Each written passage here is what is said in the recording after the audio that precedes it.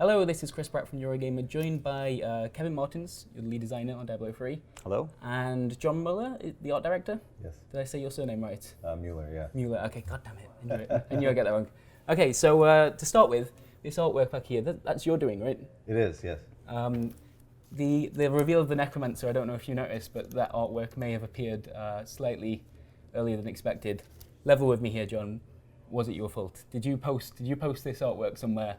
Well, I personally like Frank's introduction the best. Yep. I like my Christmas presents on Christmas Day.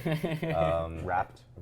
And it was, we were actually in the Overwatch area when Frank went up on stage and did the reveal, and we could hear the crowd all the way From main hall. From the main hall. Through all the walls, through the Overwatch arena walls. Yeah, it went down pretty well considering, yeah. And it wasn't, I mean, there's a huge list of stuff we haven't even announced yet. So like people that tune in tomorrow, there's about 10 other things on the list that we haven't even talked about yet that Frank wasn't able to get to. And no one's leaked yet. Right, like the anniversary event, the new zones, the Necromancer, that's some stuff. If I could just briefly go through a laundry list here. Yeah, sure. We have the Armory feature, which is 5 full loadouts for all players, where you can save everything about your player, from the gems that are slotted to the Kanai's cube powers, the skills, the passives, all the equipment, and then name that, and with one button press you can do 5 other loadouts and switch your character's gear and skills and everything as well. On the fly, or do you need to go to like an Armory NPC or something? It's an Armory object in town. Right, so you do it in town, like not in the middle of combat, for sure. example, like that. So that's one new feature.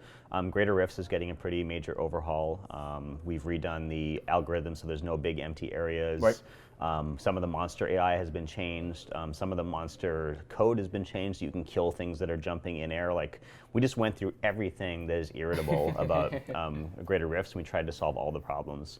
We've added some new things in there as well, like if you finish a rift without dying, you get an automatic bonus roll to upgrading your legendary gems. Right, There's a whole bunch of quality of life stuff there. For bag and inventory management stuff, all of the crafting mats have a dedicated crafting materials UI now. So none of them are in your bags anymore. That's everything from the Infernal Machine stuff to all your standard crafting things, which has the bonus of when you're going to Kanai's Cube to use a recipe, all that stuff auto-populates for you, which is super convenient as well. Dyes are also out of your bag, and they're at the Mystic, so when you're going to go change your appearance, you can also dye your stuff right there. You don't have to manage that inventory as well, so that frees up some space there.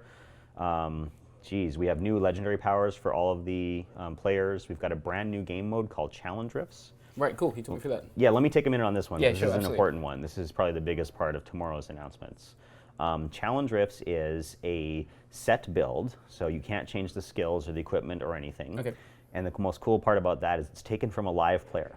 So we take a live player's build, and we take a dungeon that they finished, and we give you their time. They're anonymous, Oh my God, that's totally anonymous. That's excellent. But it's a real player with a real build in a real dungeon. And then we set that build up for everybody in the world to play. So first year is like, can you beat the existing player's time? And even if they're really good, the advantage that you have is you can play the dungeon over and over again, because all the monsters, the locations of everything are also saved and set in stone. So you can like figure out where all the portals are in the elite groups and figure out what to skip and so on. So the basic version is beating that, and the more elite version is there's leaderboards for your friends and for your global region as well. How often does that cycle? Like, how often does it pick a new We haven't player? picked that quite yet, exactly how often. It could be weekly, it could be every couple of weeks. It depends how long it's fun for. Right. It has to sit Good there answer. long enough that people can have a meta. Okay, yep. Like when we play it internally, like one of our programmers screenshotted the map and then marked all the locations down and sent it out to the team. And they're like, okay, now we can all get better at this. And we like all halved our times, and then we were racing to do this dungeon. It was originally like a 5-minute 30 Greater Rift, and we were getting it down under 1 minute, because when you know where everything is, and not a wasted click. So you want and long that's what enough that you can sort of get into like the deep end of it. Yeah, and there'll be rewards for that as well. So we don't know quite what those are yet. Probably bounty bags or something along those lines. But there's more to be seen on that. Does it share the name of the player who ran it in the first place? No, we left that anonymous because right. we just make sure that it's a safe build and a safe. But that player dungeon. will recognize it. Be Exactly. Like, hang on, some of this looks oddly familiar. But like, here's an interesting thing we've learned. So we know what elite players do, like a Twitch streamer or something who knows the build really well, is really good with it, and that would be an interesting build to play. But somebody who just like random, like they don't even have their full equipment set yet, they don't have all their legendary skills, or they have unusual passive or combos, Yeah, they don't like do just the build that's popular on the internet. That's really great. And like, okay, I don't know how to do this version of like Witch Doctor Chicken builds. You figure out what they were getting at, and then you start improving your time. That's so cool. That's a big feature. Oh, it sounded that a lot. Geez, what else? Oh, seasons are coming to consoles. Yeah. Right. So Xbox One and PS4 players, welcome aboard. Yeah, Seasons are coming there as well, early next year, yeah. Of course, there's also the Darkening of Tristram. Yes, the anniversary event. Yep. We've recreated Diablo 1 in Diablo 3. We'll get into that in a second if you don't mind. But like, just before we I do probably that, forgot some stuff from that list. I'll just bring it up when it comes to me. If then it comes to mind, absolutely. Like, this is 4 years since the actual original like release of Diablo 3.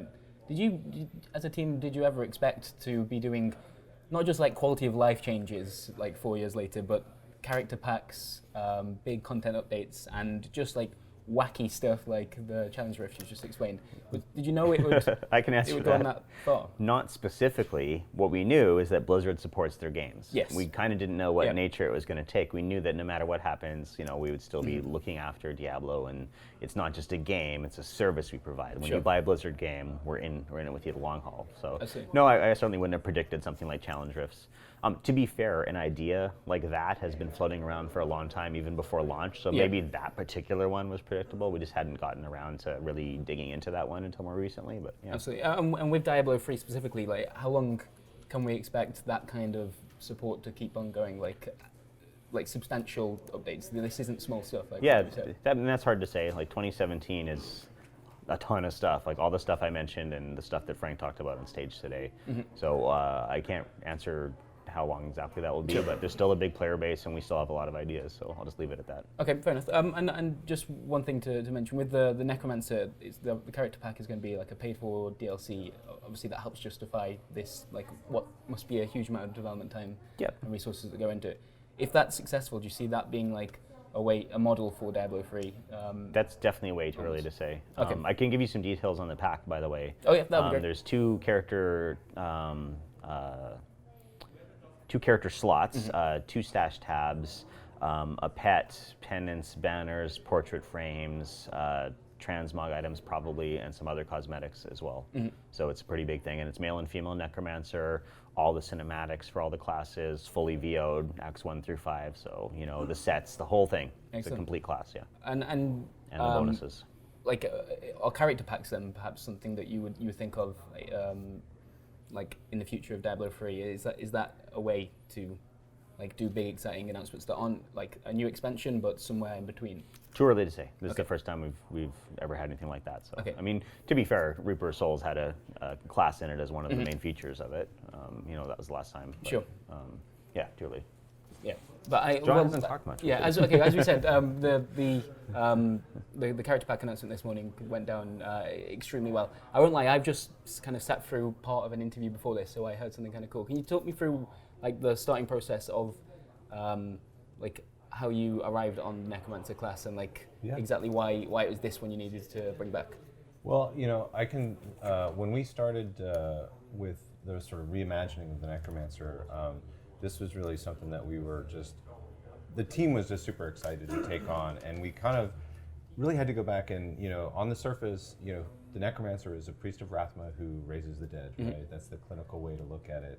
But really, there's 16 years of player stories of people who they had these memories and the things that they loved about their experience of playing the game, and some of these memories may be 8-10 years old, but the way and the passion with which they remembered them, especially on the team, was really what informed the direction of especially artistically, and I think from a design sense as far as what the character does, and wouldn't it be cool if the Necromancer did this, and how do we stay true to the original but also bring the character forward into Diablo 3, because it's Absolutely. A very different kind of game. Can you talk me through any examples of that process? Like, obviously, you're looking back at Diablo 2 being like, this is what people liked, but we've done this whole new game, things have changed a lot since then. Yeah, certainly on the art side, I can speak to it in the sense that there were the themes that we knew about, which is that the Necromancer is the commander of the dead. Right. But then there were things that we were like, well, we really felt like the Necromancer is kind of a rock star of classes. That he was really kind of a performer or a conductor, and that he would essentially, his effects would be, big and explosive and crazy. And He's got an entourage like any proper he's got rock an entourage. You know, we were like, he's really a rock star. And so the first concept that really resonated with the team was sort of this like almost like Iggy Pop type of character with coattails, kind of like a mashup of like a, you know, a composer and like a modern rock star. You know, like a classical music composer like Bach or something and a rock star. So those were just some of the themes that we brought in that were new. And, you know, but again, we really looked at the original Necromancer and like the classic armor sets and also the classic skills are all present. And then, but we added this sort of new theme of blood, things like Blood Siphon and Blood Golem. And one of my favorite parts was taking some of the mechanics of the Necro from Diablo 2 and modernizing them, like the way that we did Corpse Explosion. I like it better than the Diablo 2 version. What's the comparison like? So corpses basically spawn pretty much every time you kill an enemy, and they appear in the middle of groups of enemies. Right. So Diablo 3 has a higher density of monsters than Diablo 2, like just overall. People will remember Diablo 2 having high density, but if you actually count it, we're way higher. Right, okay. Great, so there's big groups of monsters. So we basically just went way over the top with Corpse Explosion. You can blow them up to 10 corpses at a time. So, you know, if you get your skeletons and you command them, this is what makes them different from the Witch Doctor as well. So you say, all right, skeletons, attack this group. It's 3 elites have attacked us, and they've got some minions. Attack this group. And then as you start to kill the minions, the corpses start showing up, and your skeletons are tanking. And then in one glorious explosion, you do all 10 at once, and then everybody falls down dead. That sounds more fun. Yeah, and every class in Diablo 3 has a movement ability. So the Necromancer's is he sort of disappears out of his skin. It's like almost like his internal systems warp forward, and then his body reforms around him with his armor and stuff. That's a really gross way of describing it. It's fast enough that it's not so gross, but it's like, did I just see what I think I saw? Visually, when you see it, you'll go, wait, his skin just flew off his body. But quickly. We don't want to linger on it. And then every Diablo class has also the everyone dies on the screen ability as well. And so one of our, we haven't finished skill development for him yet, so there's still a lot more for us to do, which is the other cool thing. Diablo 3 has more skills than Diablo 2, so the Necromancer can actually have more options. Anyway, the big skill that we're going to show off later today at the panel is Army of the Dead, where over 125 skeletons form out of the ground in a giant circle, basically filling the whole screen, and they all come together and explode at the point where your mouse clicked, where you hit the ability. That does sound like something you might not have been able to achieve in Diablo 2. Right, probably technically as well. So all of the skeletons in the world, we're almost out. I see. Okay, so like at one point I know you were rumored to be working on a second expansion. You said with obviously Reap of Souls included a character. Is the Necromancer sort of a leftover part of that project, or is this a brand new thing that you've started to make a character pack and? Yeah, this is a new idea, and so it's been forming over the last year. I think we've been feeling nostalgic, and that's probably why it's the Necromancer versus some of the other many ideas there. Okay, it seemed like a good time for a new class, and yeah, absolutely. I know I've only got a minute left before this interview wraps up. On the theme of nostalgia, can we quickly talk about the fact that what sounds like you're recreating a large part of Diablo 1 in Diablo 3? Right. Like, to what extent is that sentence actually true? Okay, so it's all 4 of the bosses. It's all 16 of the levels with the closest equivalents that we have in Diablo 3. It had enough nostalgia in it that we had a lot of equivalents. The monsters have been renamed. They have new AI so that they work like the old monsters. That includes the bosses. The bosses have been re-arted to look more like the Diablo 1 bosses. We've got a bunch of Easter eggs. Most, if not all of the quests are referenced, some of them completely playable in there. Here's one little spoiler, there's a bunch of new stuff as well. Like you get the baby butcher pet. You get a little butcher instead of a pacifier or a teddy bear. He has a little chunk of meat that he chews on. He runs around behind you and collects gold and a bunch of other stuff as well. That's cool. Yeah, and then Retrovision. On Retrovision, of course, we took all the things that we loved about the nostalgic look of Diablo 2, and we brought it in Diablo 1, and we brought it into the modern era with glorious Retrovision, which is you just wanted to say the word Retrovision. Glorious Retrovision TM. Okay, cool. So a good time to feel nostalgic about the Diablo franchise, then, right? Yeah, 20th anniversary, and that will be playable hopefully in January of this year, and then every January from now on. Cool. Thank you very much. Thank you.